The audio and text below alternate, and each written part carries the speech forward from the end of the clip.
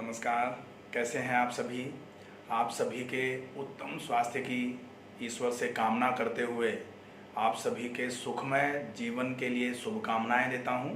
मैं डॉक्टर रमाकांत शर्मा उपस्थित हूं आज एक ऐसा विषय लेकर जो बोला तो बहुत जाता है लेकिन उपयोग में बहुत कम लिया जाता है। विषय है मौन।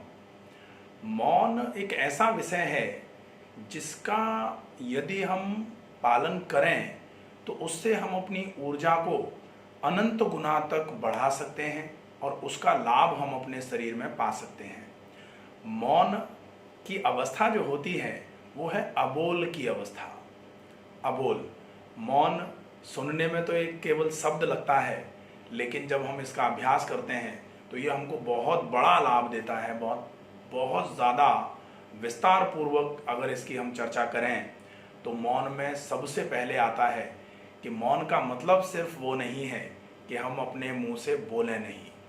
हम यहाँ ही गलती करते हैं। बहुत सारे लोगों को हमने मौन व्रत करते हुए देखा भी होगा, हमने सुना भी होगा कि फलाने व्यक्ति मंडे के दिन या ट्यूसडे के दिन या वेडनेसडे के दिन मौन व्रत का पालन करते हैं। लेकिन मौन व्रत बेसिकली है क्या, वो किस तरीके से पालन किया जाना चाहिए, उसके क्या क्या फ़ायदे होते हैं और उसके दौरान क्या क्या हमें सावधानियां बरतनी चाहिए, इन सभी टॉपिक्स पर चर्चा करते हैं। सबसे पहले मौन है क्या? मौन अबोल की अवस्था तो है, निश्चित तौर पर हम नहीं बोलने वाली अवस्था को ही मौन की अवस्था मानते हैं। लेकिन हम सिर्फ जीभ से ना बोलें, बाकी हमारी आंखें बोलें या हमारे कान बहुत कुछ सुनें या हमारी त्वचा बहुत कुछ महसूस करे, हमारी नाक को बहुत गंध या सुगंध का आभास हो बार बार, ऐसी अवस्था में हमारा मन जो है वो तामसिक विचार हमारे मन में आए या फिर हम बहुत टेलीविज़न देखें, न्यूज़पेपर पढ़ें, कुछ भी करें, तो ये सब जो हमारे जितने भी सेंस ऑर्गन्स हैं जो हमारे शरीर में बाहर से सेंसेस को शरीर में लेने का काम करते हैं, यदि हम ये भी बहुत ज़्यादा करेंगे तो मौन का पूरा लाभ हम नहीं ले पाएंगे। मौन का पालन करते हुए भी मौन के लाभ से हम वंचित रह जाएंगे। तो अब ये तो है मौन कि अबोल की अवस्था में रहते हुए कम से कम बाहरी चीज़ों को देखते हुए, कम से कम बाहर के शब्दों को सुनते हुए और कम से कम मन में विचार लाते हुए हम बोले नहीं। बहुत सारे लोगों को देखा जाता है कि डायरी लेके घूमते हैं पूरे दिन और मूक भाषा का प्रयोग करके अपनी सारी बातें समझाने की पूरी कोशिश करते हैं। इससे बढ़िया तो हम बोल देते तो हमें इतना प्रयास, इतना अभ्यास करने की आवश्यकता नहीं थी। हम नहीं बोलने की अवस्था जो है, अबोल की अवस्था में अपने मन की ज़्यादा ऊर्जा खर्च करते हैं और हम कहते हैं कि हम मौन कर रहे हैं। तो निश्चित तौर पर ऐसे मौन का फिर कोई लाभ नहीं होता है। मौन का अभ्यास करने के लिए बहुत आवश्यक है कि हम मौन के पूरे प्रयासों का अभ्यास करें और उसमें जो मौन की पूरी प्रक्रिया है उसको 3 भागों में यदि हम डिवाइड कर देते हैं, प्री ऑपरेटिव, ऑपरेटिव और पोस्ट ऑपरेटिव। प्री ऑपरेटिव का मतलब है हम मौन में जाने वाले हैं, उससे पूर्व हमें क्या क्या तैयारियां करनी है। तो निश्चित तौर पर मौन अगर हमें कल का रखना है तो आज ही हम अपने सारे आवश्यक कार्य निपटा लें। हम बिल्कुल निस्फिक्र हो जाएं, निश्चिंत हो जाएं कि कल के लिए हमारे पास कोई कार्य नहीं हो। अगर कोई बहुत इमरजेंसी ही नहीं आती है तो हम अपने सारे कार्य निपटा लें। हमें जो भी लिखना पढ़ना जो भी कुछ करना है हम आज करके फ्री हो जाएं। आजकल के जीवन में मौन जिसको करना है वो ये भी सुनिश्चित कर ले कि कल के लिए फ़ोन का उपयोग बिल्कुल ना करें। हम मौन का व्रत करने वाले हैं और फ़ोन में हम तरह तरह की भांति भांति के वीडियोस देख रहे हैं, हम गूगल पर जाके कुछ सर्च कर रहे हैं या हम फेसबुक का या व्हाट्सएप का उपयोग कर रहे हैं। लोगों से हम कह रहे हैं कि बोल नहीं रहे हैं, लेकिन हम जो विचार अपने मन में ला करके टाइप कर रहे हैं वो भी एक तरीके से हमारे मौन व्रत का भंग माना जाता है। मौन व्रत यहाँ हमारा पूरे तरीके से लाभ देने में सक्षम नहीं हो पाएगा हमको। तो हमें सबसे पहले ये तैयारियां करनी है कि कल जब हम मौन करने वाले हों उससे पहले हम कल की पूरी तैयारी कर लें कि कल हमें बोलने की, सुनने की, देखने की और महसूस करने की और विचार ज़्यादा हमारे मन में नहीं आए, ऐसी अवस्था हम कल के लिए पहले तैयार कर लें। अपने आप को पूरा तैयार कर लिया। मौन की अवस्था में जाने के लिए बहुत आवश्यक ये भी है कि आप कोशिश करें कि एक ऐसी जगह का चुनाव करें मौन व्रत करने के लिए जहां आप प्रकृति के सानिध्य में ज़्यादा से ज़्यादा रह पाएँ। आपके आसपास कम से कम लोग रहें जिनकी आवाज़ आपको सुननी पड़े या जिनको आपको कुछ व्यक्त करना पड़े, तो तब मौन का बहुत अच्छे तरीके से पालन किया जा सकेगा। तो पहले तो ये हो जाता है, यदि संभव हो जाए तो मौन व्रत करते समय आप कोशिश करें कि खाने में भी ऐसे खाने का उपयोग करें जो आपके शरीर में सत्व गुण पहुंचाने का काम करता है। सत्व गुण पहुंचाने का काम करता है सात्विक भोजन। सात्विक भोजन का मतलब होता है ताजे फल, ताजे सब्जियों का रस, ताजी सब्जियों का सलाद। अगर आपको अन्न खाने का बहुत मन है तो हम अन्न को पानी में भिगोकर उसको अंकुरित करके खा सकते हैं, उसको स्टीम्ड करके खा सकते हैं, और इससे भी अगर नहीं चले तो कोई बात नहीं है, आप बहुत मोटे आटे की रोटी का उपयोग भी कर सकते हैं। ये आपके लिए, इसमें हम मैदे से बनी बहुत ज़्यादा गरिष्ठ, बहुत मिर्च मसाले नमक के साथ बना हुआ खाना या फिर बाहर का जो तेलीय भोजन होता है, जो कढ़ाई में तलकर निकाला हुआ भोजन होता है, उसका निषेध करेंगे तो बहुत अच्छा लाभ होगा मौन का। हमको ये ध्यान रखें। अब सवेरे मौन करने के लिए जागे, उस समय के बाद से लेकर के दूसरे दिन सवेरे तक बिल्कुल अबोल की अवस्था में रहें। बिल्कुल अबोल की अवस्था का मतलब है हम डायरी लेकर किसी के पास नहीं जाएं अपना। मेरे पास भी यहाँ बहुत सारे लोग आते हैं कि साहब आज मौन का व्रत है इनका, इसलिए ये बोलेंगे नहीं, आपको जो पूछना है ये डायरी में लिख देंगे। अब हम पूछ रहे हैं, वो लिख रहे हैं, फिर मौन पूरे तरीके से हमारे लिए कारगर नहीं हो पाता है। तो जिस दिन मौन करना है उस दिन बिल्कुल अबोल की अवस्था में रहें। बहुत ज़्यादा सुनने में भी कोई शब्द ना आपके शरीर में आए, वो कानों से शरीर में ना पहुँचे, इसका भी पूरा ध्यान रखें, तो आपको मौन का पूरा लाभ होगा। अब देखते हैं मौन करने के बाद, जैसे हमने आज पूरे दिन मौन की अवस्था को पालन किया, हमने बिल्कुल किसी को कुछ नहीं बोला और पूरे तरीके से शुभ चिंतन, जो सात्विक चिंतन होता है, सात्विक विचार हमारे शरीर में आए, मन हमारा पूरे तरीके से सात्विक रहे। अगर हम कुछ देख रहे हैं तो प्राकृतिक वातावरण देख रहे हैं आँखों से, प्रकृति की सुंदरता देख रहे हैं आँखों से, महसूस कर रहे हैं जो गंध और जो सुगंध प्रकृति ने हमको प्रदान की है उसको, और इसके साथ में हम अपने मन में बिना कुछ बोले हुए जो ऊर्जा का संग्रह हो रहा है, जो ऊर्जा हम बचा रहे हैं, उस बचती हुई ऊर्जा को महसूस करने का भी धीरे धीरे करके कार्य करते रहें। और ऐसे समय में ये विशेष ध्यान रखें कि जितना संभव हो सके हम आराम करें, विश्राम करें। विश्राम करते हुए अच्छे साहित्य का पठन पाठन भी थोड़ा बहुत किया जा सकता है। बाकी कोशिश करी जाए कि जिस दिन मौन है उस दिन पठन पाठन भी कम से कम ही रहे।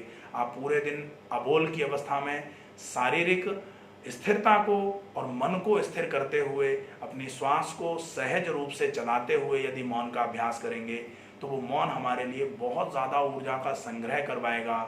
आज यदि मौन किया है तो आगे आने वाले साप्ताहिक मौन, जैसे बोला जाता है साप्ताहिक उपवास, ऐसे ही साप्ताहिक मौन, और जिस दिन हम उपवास कर रहे हैं यदि हम उस दिन मौन कर लें तो लाभ और भी अच्छा मिलेगा हमें। उपवास कर रहे हैं, हमने अपनी आंतों को, अपने शरीर को बहुत ज़्यादा नहीं खाया है, उसकी वजह से आराम दिया है। हमने अपनी जीभ को, जीवा को, गले को, होंठों को, अपने बाकी पूरे शरीर को, अपने श्रवण इंद्रियों को, अपनी जो हमारी नाक से सूंघने की जो क्षमता है उसको, आँख से देखने की जो क्षमता है उसको, हमने पूरे को अगर एक साथ विश्राम दिया, आराम दिया, तो शरीर पूरे तरीके से अपनी सारी ऊर्जाओं को अच्छे तरीके से रिवाइव करके अपने शरीर को बहुत अच्छे तरीके से कल के लिए और कल से आने वाले बाकी के 6 दिनों के लिए बूस्टअप कर लेगा, अपने शरीर में ऊर्जा का संग्रह कर लेगा, ताकि बाकी के 6 दिन आप बहुत अच्छे तरीके से अपने पूरे कार्यों को अपने पूरे मन के लगाव के साथ कर पाएँ। तो आपका कार्य जो मन के लगाव के साथ होगा, निश्चित तौर पर वो आपको बहुत अच्छा लाभ देगा। ये हो जाता है मौन का अभ्यास। मौन के अभ्यास के उपरांत जब आप मौन का व्रत खोलते हैं तो आप ये निश्चित तौर पर पूरा ध्यान रखें कि ओरल कैविटी की और थ्रोट की पूरी सफाई करें। आप चाहें तो मौन के व्रत को खोलते समय ओमकार के उच्चारण से मौन के व्रत को खोलें। ओमकार के उच्चारण से जो आपने विश्राम, आपके गले को, आपके लैरिंजियल apparatus को, आपकी जीवा को दिया था, उससे आप ओमकार के उच्चारण से जब आप मौन के व्रत को खोलते हैं तो आपकी जो आवाज़ है वो भी बहुत अच्छे तरीके से फ्लरिश होती है, बहुत अच्छे तरीके से उसमें परिवर्तन आते हैं। आप गले के रोगों से बहुत लंबे समय तक बचे हुए रहते हैं, आपके गले के रोग नहीं होंगे। जिन लोगों को गायन का बहुत शौक होता है, ऐसे लोगों को तो मौन की अति आवश्यकता होती है। मौन के अभ्यास के उपरांत यदि 5 से 7 बार संभव हो जाए तो 11 से 21 बार ओमकार का उच्चारण और कम से कम 5 से 7 बार भ्रामरी प्राणायाम का अभ्यास करने के बाद यदि हम मौन को तोड़ते हैं, और मौन को तोड़ते समय भी हम बहुत ज़ोर से न चिल्लाएं, जैसे हम उपवास को तोड़ते हैं तो एकदम बहुत गरिष्ठ नहीं खाते हैं, वैसे ही मौन के व्रत को तोड़ते समय हम बहुत ही सहज स्वभाव में, वैसे तो हमें हमेशा सहज स्वभाव में ही बात करनी चाहिए, गले पर बहुत ज़्यादा जोर डालकर जो बात करते हैं निश्चित तौर पर गले से संबंधित रोगों से वो पीड़ित रहते हैं। तो हमें बहुत सहज स्वभाव में ही अपने शब्दों का उपयोग करना चाहिए। और अबोल की अवस्था जो है, आपको ये तो मौन का लाभ हो गया, मौन में आपने शब्द नहीं बोले हैं, वहाँ शब्द के लिए एक बहुत अच्छी बात कही जाती है कि शब्द संभालें बोलिए, शब्द के हाथ न पाओ, एक शब्द करे औषधि, एक शब्द करे घाव। आपने बहुत समय ऐसा भी सुना होगा लोगों को बोलते हुए कि अभी मत बोलो, मौन हो जाओ। मौन हो जाओ का मतलब है अब आपको गुस्सा आ रहा है, बहुत क्रोध की अवस्था में हैं आप कुछ बहुत उल्टा सीधा बोलने वाले हैं, तो जो हमारे बहुत हित चाहने वाले होते हैं वो हमको टोकते हैं कि अब मत बोलो, अभी बिल्कुल मत बोलो, अभी मौन हो जाओ। तो मौन का जो लक्षण है कि ये आपको क्रोध से बचाने का काम करेगा। क्रोध की उत्पत्ति जो होती है, उसके क्रोध की उत्पत्ति के साथ जिन शब्दों का हम उपयोग कर देते हैं, तो दूसरे के कानों में वो शब्द जब पड़ते हैं जो क्रोध की अवस्था में हमने बोले हैं, वो उसके लिए बहुत पीड़ा का कारण बनते हैं। और एक चीज़ कही जाती है, पर पीड़ा सम नहीं अधमाई, पर पीड़ा सम नहीं अधमाई। अगर हमने किसी को पीड़ा दी है, चाहे वो अपने कर्म से दी हो, चाहे अपने वचन से दी हो, चाहे अपने शरीर से दी हो, तो उससे बड़ा अधर्म कोई नहीं है।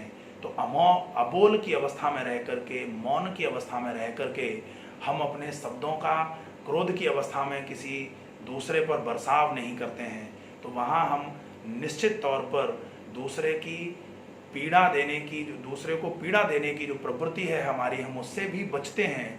तो हम यदि साप्ताहिक मौन का उपयोग करें तो निश्चित तौर पर वो मौन हमारे लिए बहुत ज़्यादा उपयोगी होगा। ये तो है मौन की प्रक्रिया, इस तरीके से मौन को किया जाना चाहिए। मौन के जो लाभ हैं, मौन में आप शब्द नहीं बोलते हैं। मैं एक बात और यहाँ बताना चाहूँगा कि मौन जो है वो पुरुष के लिए जितना सहज है, थोड़ा सा कठिन होता है महिलाओं के लिए, क्योंकि ऐसा साइकोलॉजी में बताया गया है कि पुरुष एक दिन में लगभग 7000 शब्द बोल सकता है, लेकिन महिला एक दिन में लगभग 20 से 21,000 शब्द बोलने की क्षमता रखती हैं। तो महिलाएं यदि 3 गुना ज़्यादा बोलने की क्षमता रखती हैं, अगर वो मौन कर लें तो निश्चित तौर पर उनकी ऊर्जा हमारी ऊर्जा से भी ज़्यादा संग्रहित होगी, उनको मौन का हमसे भी ज़्यादा फायदा मिलेगा।